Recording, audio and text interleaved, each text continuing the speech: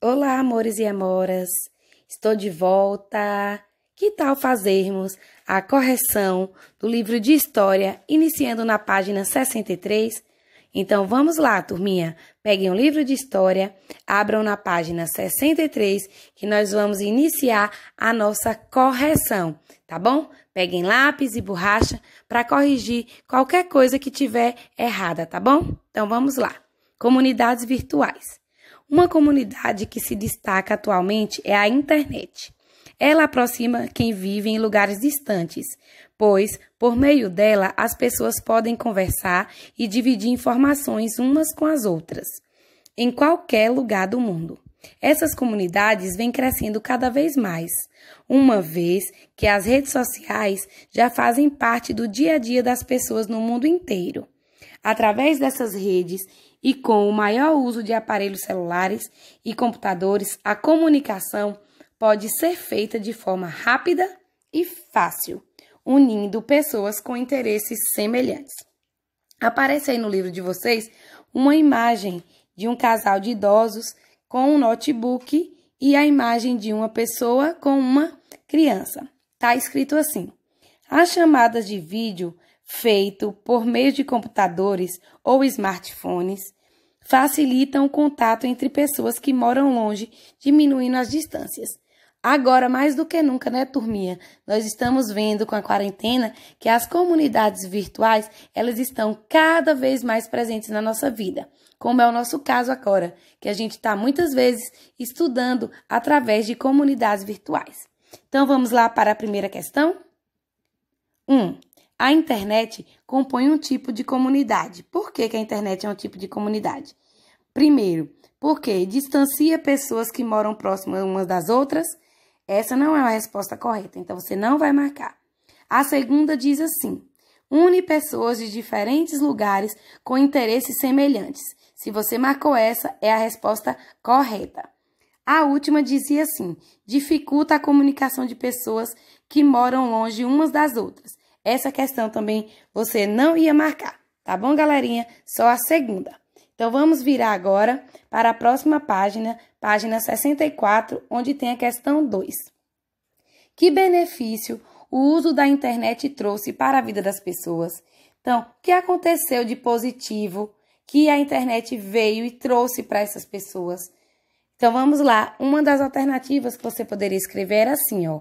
Que a internet, no caso ela, permitiu que pessoas de diferentes lugares do mundo pudessem ter contato e facilitou a união de pessoas com interesses em comum, formando comunidades, ok? Que são as comunidades virtuais. Aquela que a Pro leu há pouco tempo, aquele textinho da página 63. No item aí, fique ligado, pedia que para vocês acessarem o portal da internet segura, que nela trazia várias dicas de jogos, de caça-palavras, de labirinto, de dominó.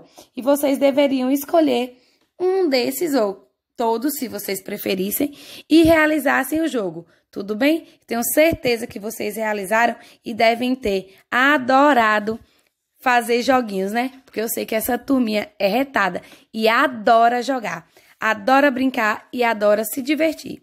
E hoje, com o tempo que a gente não está podendo sair para brincar na rua, a gente tem que aproveitar para realizar jogos em casa, em família e também aproveitar os jogos online, né? Que a internet nos possibilita, ou também nos celulares, tá bom, turminha? Agora, para completarmos essa questão, eu quero saber de vocês. Qual foi o jogo que você realizou?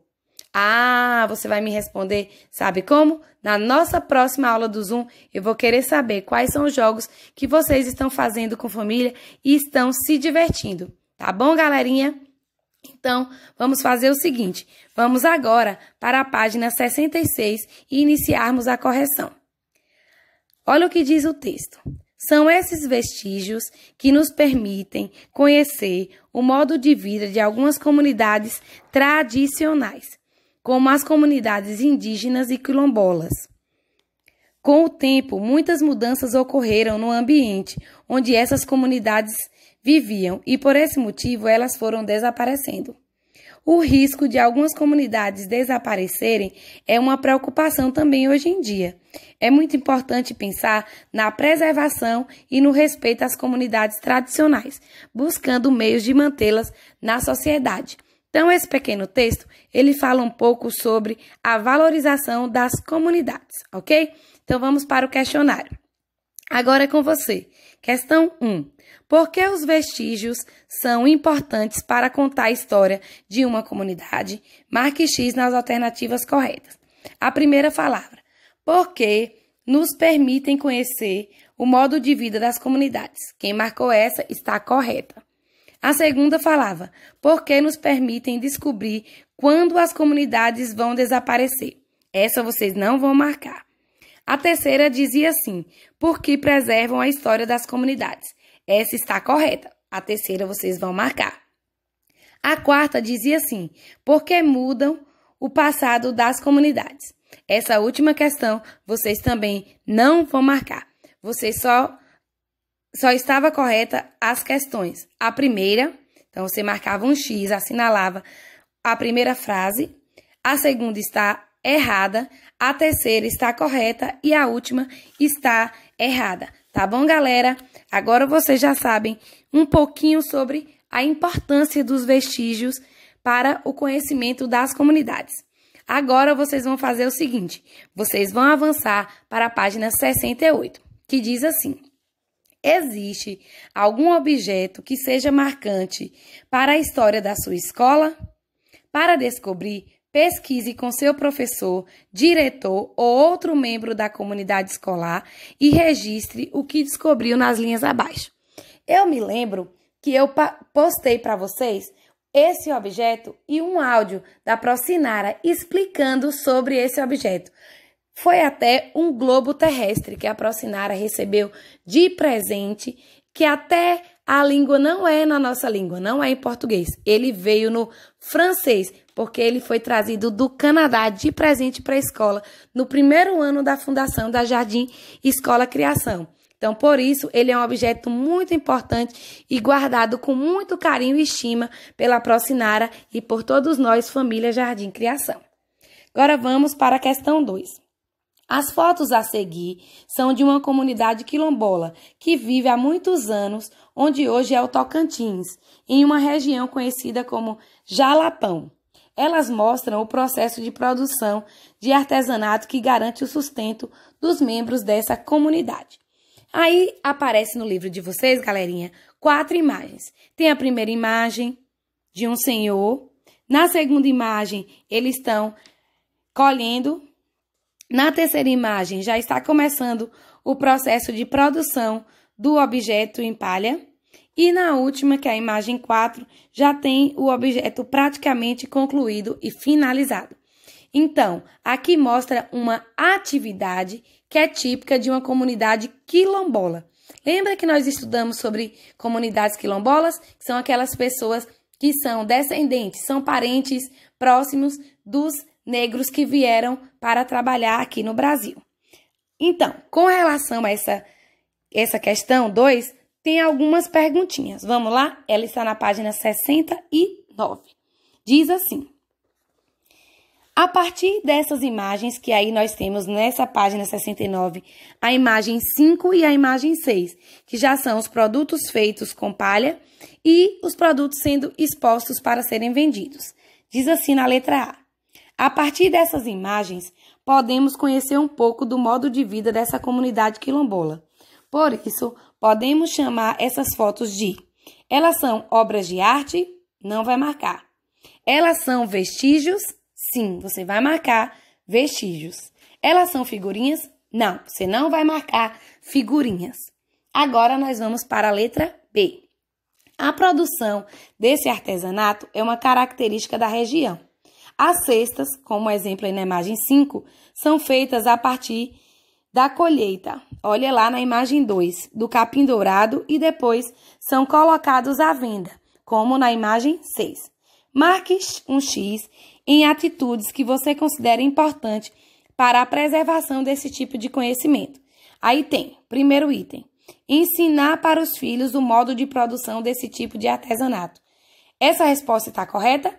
Sim, então você vai marcar o X. A segunda diz assim: reconhecer a importância do artesanato para a comunidade. Está correta? Sim, você também vai assinalar essa daí, marcar um X. E a por último diz assim, a última: proibir a colheita do capim dourado na região. Essa está incorreta, né, galerinha? Vocês não vão marcar. Resposta incorreta, a gente não marca. No íconezinho que tem aí, ó, fique ligado, nesse item tinha um documentário falando sobre a vida dos quilombolas, que vocês assistiram, tenho certeza.